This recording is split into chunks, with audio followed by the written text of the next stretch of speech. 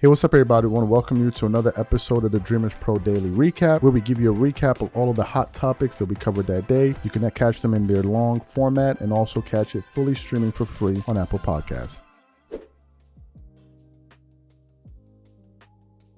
The NBA recently released its scheduling, right, for the marquee games. And we got a chance to see the teams that are going to be the most viewed this season. The Spurs, 34 times. They have 34 nationally televised games. The Lakers as well. The Sixers, the Knicks, and then the Oklahoma City Thunder have 30 nationally televised games. So one of the things that we were looking at was the Christmas Day games. And it turns out that the Lakers are going to be hosting the Philadelphia 76ers on Christmas, meaning that LeBron James will be making his anticipated return back to LA, which now brings us to the next stage, which is what's going to be his reception. Okay. Are Laker fans going to cheer for him, or are Laker fans going to boo him? Now, if you listen to the media after his departure from LA, a lot of the people in the media were saying that, LeBron came there and saved the franchise, although after he left, they were able to increase their value by just $2.5 billion in just 1 year this year, they got sold for a second time in 2 years. They saved the franchise. They were in total obscurity. And then we find out they're going to be on TV as much as the Sixers. That kind of killed that talk. And then LeBron fans, well, you're not going to be an opening night, omitting the fact that the Lakers have been on 84% of opening night games since the year 2000. Right? So many people are kind of wondering what's the reception going to be. But one person in Laker Nation is saying that the Lakers should not boo LeBron. And that person is Lakers legend Magic Johnson. And they caught up with him. TMZ caught up with him yesterday in LA. And basically Magic Johnson was pleading with Laker fans, please don't boo him. So we want to play the video here of Magic Johnson imploring Laker fans to not boo LeBron James when he returns. And then we're going to come back and continue on. Take a look at Magic Johnson here. Hey, Magic. Hey. I know LeBron. Hey, LeBron is facing LA. There you go. On, There you go.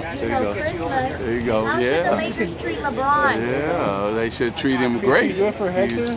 He was here. Because he wanted the championship. H what? H-E-C-T-O-R. All right, there we go. Taurus. No, I got the first one. All right, there we go, Hector. Can I get you right there, Magic? Can you use that brown board? Can you use that? In that brown board, Magic? What? Hey, bro. Yeah. Slow down. Brown board. Thank Let me get done with this. All right. you, sir. I'm right here, brown board. I just told you to chill out. Thank you very. Thank you. Magic, should LeBron be treated with a lot of cheers? And Of course. Thank you so much. Oh no, man. it's the plastic. I drink a lot of Starbucks. I love the Lakers. I love the Dodgers. Mr. Johnson, the jersey, please. Oh, this guy. And Magic, this guy didn't get you on the Tony from Inglewood. So you heard him there. What are my thoughts about this? For the simple fact that Magic Johnson is saying that the Laker fans shouldn't boo him, lets you know that there's a probability that the Laker fans will boo LeBron James. It is insane that this guy could return to LA and get booed. And the media will try to spin it one way or the other. As a matter of fact, here's what I think. I think leading up to the Christmas Day game, the media will do everything in their power. ESPN in particular will do everything in their power to make it seem like LeBron is coming back after the great things that he did. They're gonna milk that cow. They're gonna just keep rubbing it and twerking it up to kind of create this sentiment that he should be Laker fans should be grateful and he should be respected and he should be celebrated. That's going to be what they're going to try to do leading up to that game. But the fact of the matter remains this: you can't manufacture love. It's either the fan base loves you or they don't. And my honest take was, I think this is how it went. I think in the beginning, the Laker fans did not want LeBron James there. They reluctantly embraced him. For a little bit, they were willing to kind of deal with him. But I think after like year 4 or 5, they got tired. And then after that point, you can tell like the franchise wanted to move on. Like they had seen enough of this. Even after they went out there and got Bronny James, I don't think that was something that the fan base was celebrating. Why would the fan base celebrate that? It has nothing to do with the fan base. The Lakers signing Bronny James has nothing to do with the Lakers. It does nothing for the franchise except for him and his fans. So I think after a while, he wore thin on the fan base. They got tired of it. And when they saw Luka, it was an escape plan. Like, okay, fine. Let's do something else. They got tired of it. And the longer he stayed, the more he wore thin on them. And I think it just got to the point where the fan base said, you know what? Enough is enough, man. It's time to move on. It's time to leave. Go play elsewhere. And I think the franchise felt the same way as the fan base. That's the reason they didn't offer him an extension last year. They were like, okay, we've done this for 8 years. We've seen what we needed to see. The playoff record minus the bubble is abysmal with you here. Like, we're not going anywhere. At one point, the Lakers were 12-14 in the playoffs. It was horrible. It was horrible. So they're like, okay, we want to move on. And I think that I think the majority of Laker fans are now forward looking. And I think here's another reason that the Laker fans may boo him. Because after he left this time, a lot of people in the media started taking shots at the Lakers, saying that they're not going to be this, saying that they're going to be that. Oh, they're not going to make the playoffs. The Lakers are going to have an all. So now Laker Nation is like, okay, you know what? Y'all feel like we're not going to be nothing and we're going to have a horrible season. Keep the same energy.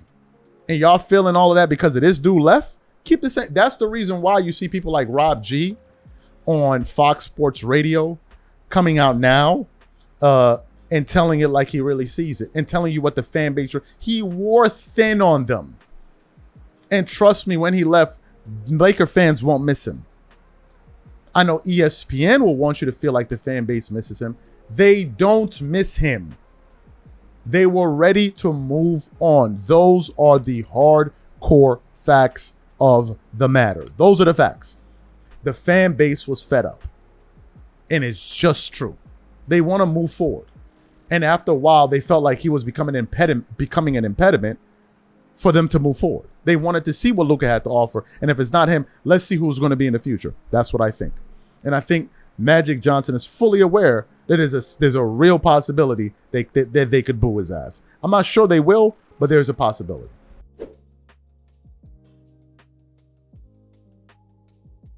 So yesterday, we did a show from a Fadeaway World article that revealed that Cade Cunningham did not recruit LeBron James. I want to read it for you guys again. It says Cade Cunningham justifies not recruiting LeBron James to join on Pistons. It said the Cade Cunningham led the Detroit Pistons topped the Eastern Conference with a 60-22 record in the 2025-26 season and lost in the second round to the Cleveland Cavaliers after a nail-biting 7-game series.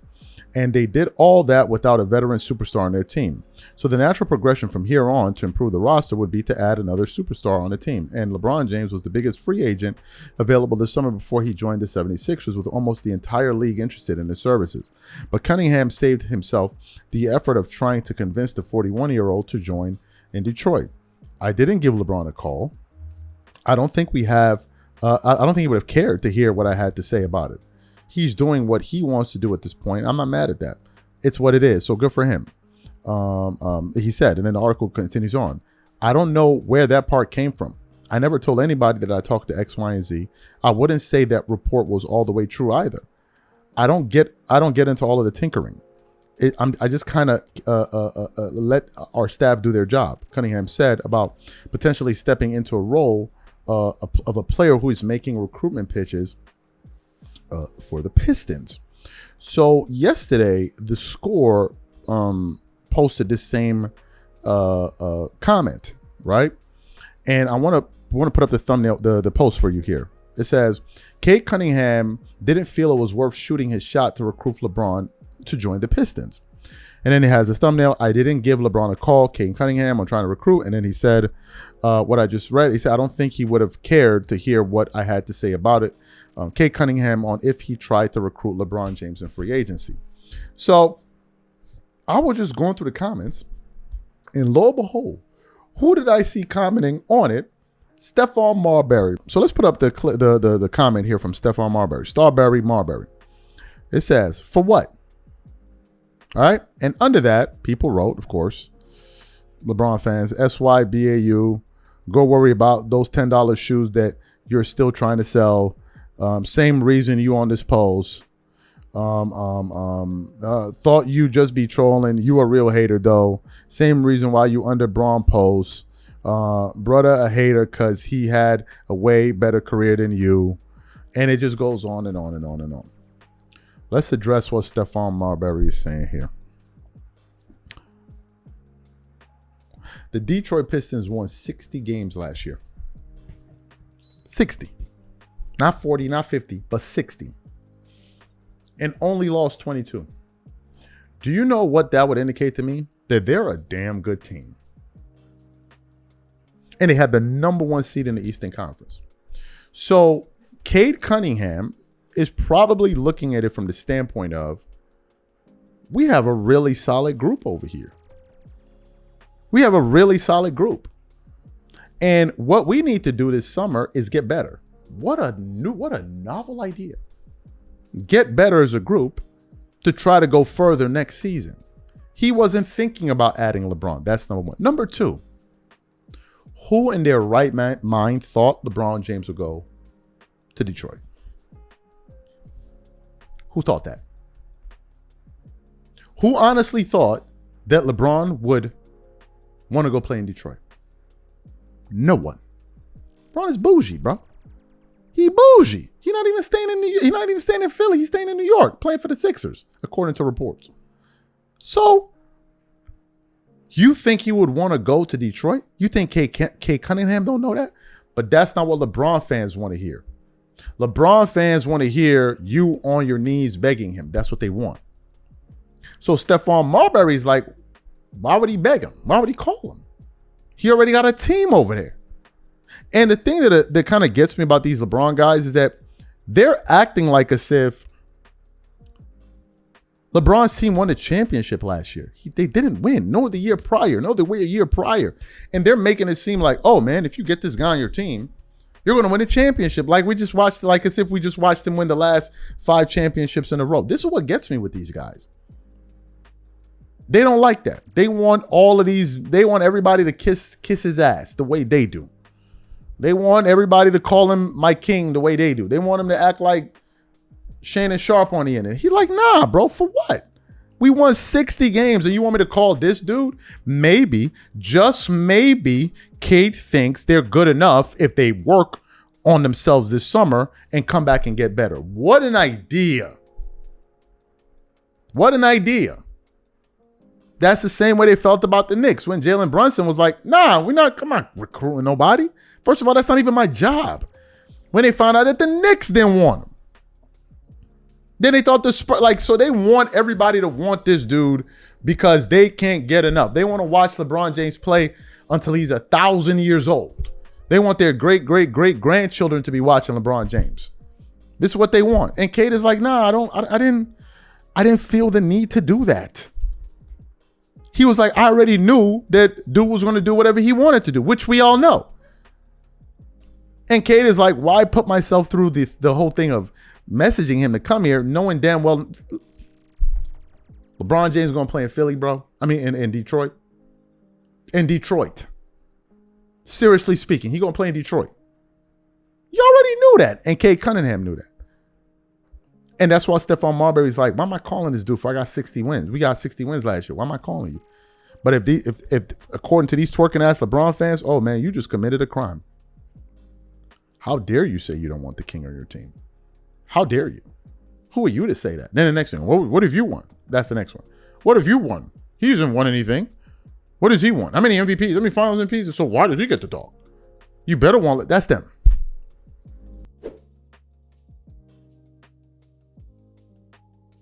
So yesterday was a very crazy day in the NBA world because as you guys know, recently we got the news that the Lakers sold for $12.5 billion, right? To Jared Kushner, Josh Kushner, who's Jared Kushner's brother, and Bob Iger, former CEO or former current, I don't know, CEO of Disney, right?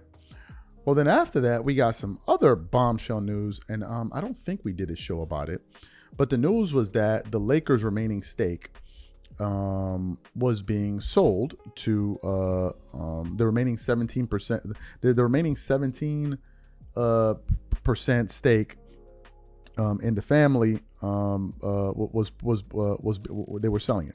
And Shams posted about this on his X account yesterday here, and I want to put it up here for you guys to take a look at it, because this post was viewed almost 4 million times. It says ESPN link on the end ESPN link on the end of an era. The Buss family decides to sell their final storied ownership shares in the Los Angeles Lakers. And then that links to an article. Jeanie Buss out at no, they updated the website, but here's what he wrote originally. It says the Buss family has decided to sell its remaining 17.8% stake in the Los Angeles Lakers to the new majority owners Josh Kushner and Bob Iger, sources told ESPN on Monday. Once the transaction is completed, Jeanie Buss will no longer have the needed ownership percentage to remain governor, because NBA guidelines require controlling governors to own at least 50% of the franchise. She has been the governor of the Lakers since 2013, taking over after her father, Jerry Buss, died. We have decided as a family to sell the remaining Buss family trust shares to the Bob Iger Group as a part of the ongoing transaction, the family said in a statement. We love the Lakers fans, and will support the team. And we'll continue to support Los Angeles, but it is time to use this opportunity to move on and exit gracefully while we still can. The Buss Trust, composed of siblings Jeanie Buss, Jim, Johnny, Jeanie, Joey, and Jesse, received majority votes to allow trustees to execute the sale. It required 4 of the 6 votes to enact the tag-along provision of Mark Walter's sale to Kushner and Iger, which valued the Lakers at $12.5 billion. At least 5 of the 6 siblings voted, sources said. Last June, because we don't need to go into that. So that's what the ESPN article that Shams published said. Well, it came out afterwards that this is not true, and Jeanie Buss's lawyer is saying that this sale should not have been authorized, essentially putting Shams in some serious hot water. So let's get to this report here from Awful Announcement. It says Jeanie Buss' attorney calls out ESPN Shams for false report regarding Lakers ownership stake. The second sale of the Los Angeles Lakers in just about a year has predictably come with a fair share of drama. And at the center of this latest chapter is ESPN Shams.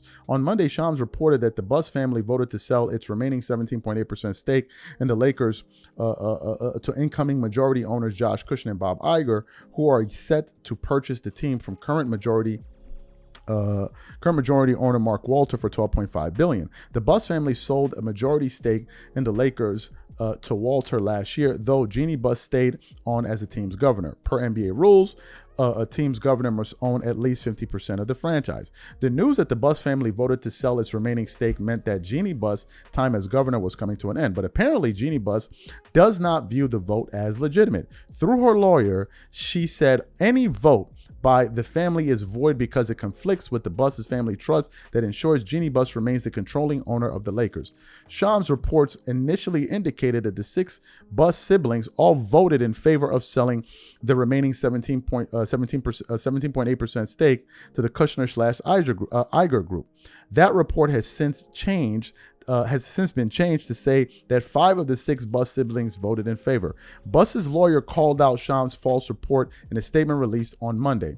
As you know, this afternoon, Shams of ESPN falsely reported that the 6 Buss siblings voted to sell the 17.8% ownership stake in the Lakers to Josh Kushner and Bob Iger, and my client, Jeanie Buss, is out as controlling owner, the statement read. This is just the latest instance of a years-long pattern whereby Joey and Jess Buss leak false, defamatory, and information to Mr. Sharania, for the malicious purpose of doing harm to the Lakers, so long as Dr. Buss's chosen successor, Jeanie Buss, carry out her father's wishes.